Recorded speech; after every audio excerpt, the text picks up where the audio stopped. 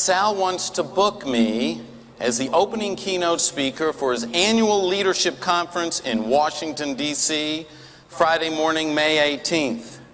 Not only does he want me to open the program, he wants to license my registered trademark, No More Excuses, as the theme for the event. I looked at my calendar, the date was open, and we confirmed it up. About a week or so later, I noticed that some of my personal dates were not on my business calendar. Silly little things like Allison's confirmation, our spring family vacation, and my daughter Jackie's high school graduation.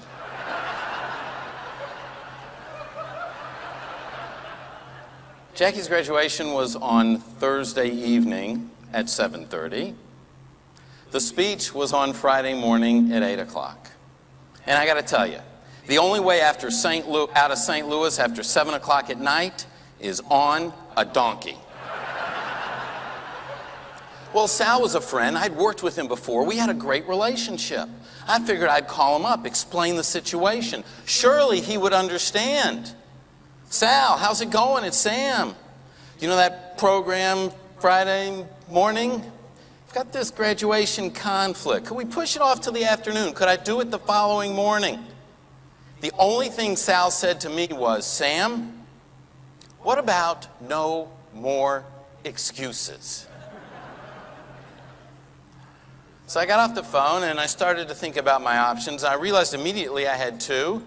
One, I could call in sick at the last minute, have one of my speaker buddies cover for me. And then I thought, well, Jackie is my third child.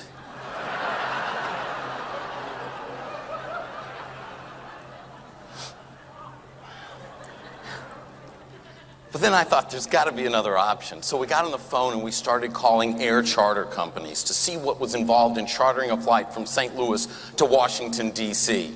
We got several bids. Can you imagine? The low-cost bidder for a flight from St. Louis to Washington, D.C. the night of May 17th was $10,000. So now I have a $10,000 question. Who am I accountable to? Who am I accountable to? Am I accountable to my client? We have an agreement. We have a contract. We have a relationship in place. Am I accountable to my daughter, my family? This may be my third child, but it's her first graduation. And then I realized there was something else that came into play. What about my accountability to myself? To my values, to my ideals. You see, before we can hold ourselves accountable to anyone else, we must first be accountable to ourselves. 7:30 at night, I fought off a parent for a nice seat in the fourth row of the arena that the graduation was in. At 9:30, Jackie walked across the stage, received her diploma. We took a few pictures together, and then it was off to Spirit of St. Louis Airport. At 10:15, it was wheels up.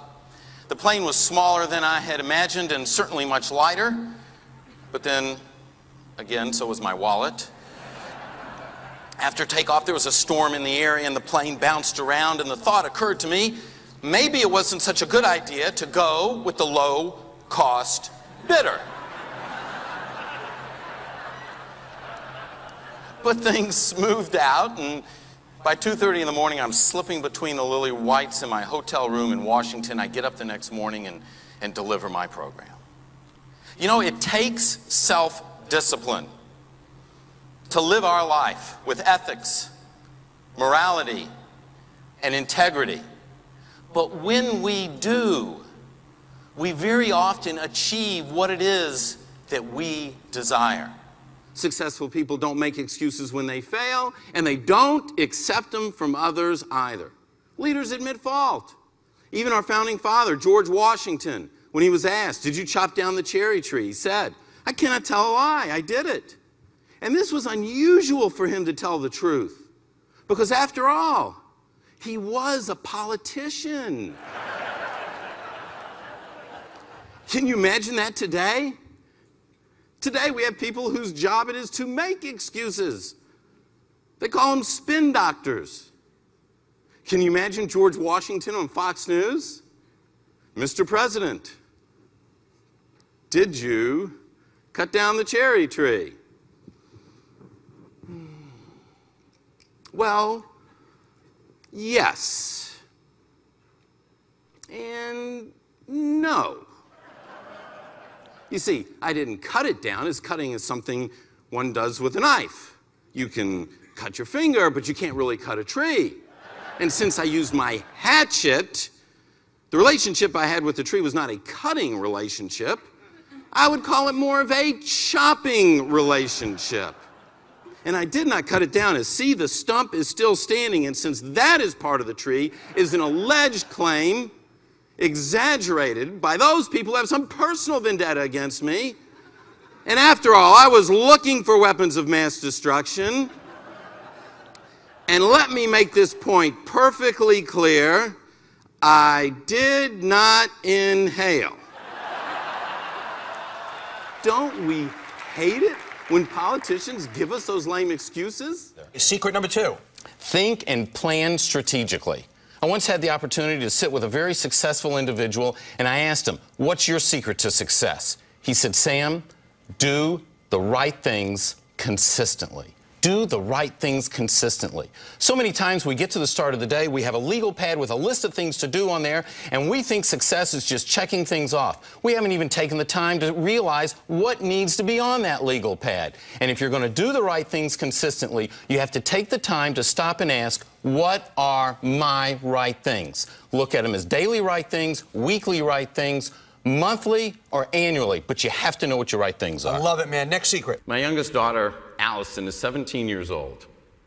She has a summer job in a laboratory, and she is assisting in some very critical research. And what they're trying to do is they're trying to identify a specific part of the human genome and attach that to heart defects. Because once they're able to make that connection, they will be able to save millions of lives for our children, our grandchildren, and generations to come. And I asked Allison to share with me the procedure of how they went about doing this. And I only get one question a day. So Allison explained to me that they harvest the heart of the mouse, and then they encase it in a block of wax. And they slice that heart into 250 slices. Now, for those of you that don't know this, a mouse's heart is about the size of the exposed piece of lead on a dull pencil. 250 slices. And then they examine each one under a microscope, looking for the defects. And they do this over and over and over again. And as she explained the entire process to me, using a vocabulary of which I only understood about half the words, I realized two things. First, in my side of the family, intelligence is generation skipping. But second, I realized that there was an incredible amount of precision that went into both the equipment and the process and procedures that were used in that laboratory. And I had to stop and look at myself and look at my business and ask, do I employ that level of precision? Do we create a business model with that degree of precision? If we are going to be successful in a down economy and position ourselves to move greatly forward as it comes back, we need to plan a campaign in our businesses with the same amount of precision that's used in the laboratory. When you return from this convention, you will have no more excuses if your business is not where you want it to be or your life is not where you deserve it to be.